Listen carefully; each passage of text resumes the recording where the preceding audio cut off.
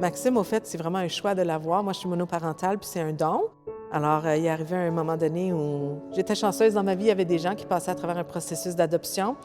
Vers cet âge-là, je me suis dit, je plonge, j'y vais, puis je suis vraiment contente. C'est un milieu où Maxime peut être bien aussi avec cette réalité-là qui lui appartient.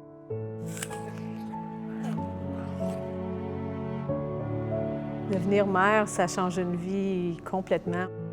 On pense à quelqu'un d'autre avant soi-même.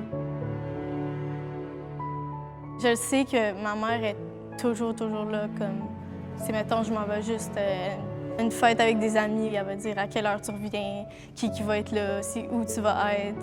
Moi, je trouve ça fatigant, mais je sais qu'elle fait ça pour mon bien.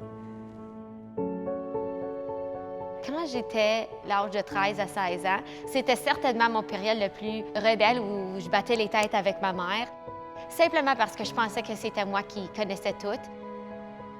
Mais maintenant que moi aussi je suis maman et que je suis plus vieille, je peux certainement dire que ma mère elle avait toujours raison.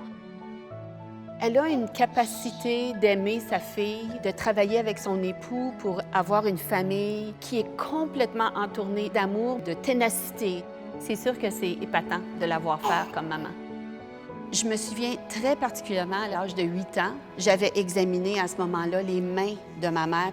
Puis j'avais vraiment remarqué qu'elle était différente de moi. J'avais réalisé que, bon, ma mère avait les mains dans l'eau, souvent. Et puis les mains dans l'eau, bien, ça rend la peau un peu plus sèche, puis c'est un peu les mains d'une maman.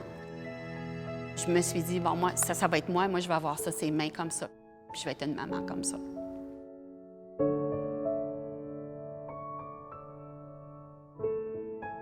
Peu importe où on va, là, il y a toujours une pensée pour l'autre qui est nouvelle, puis qui est intense, quoi, qui est émotive, puis ouais. Ça m'émeut beaucoup d'avoir Maxime dans ma vie.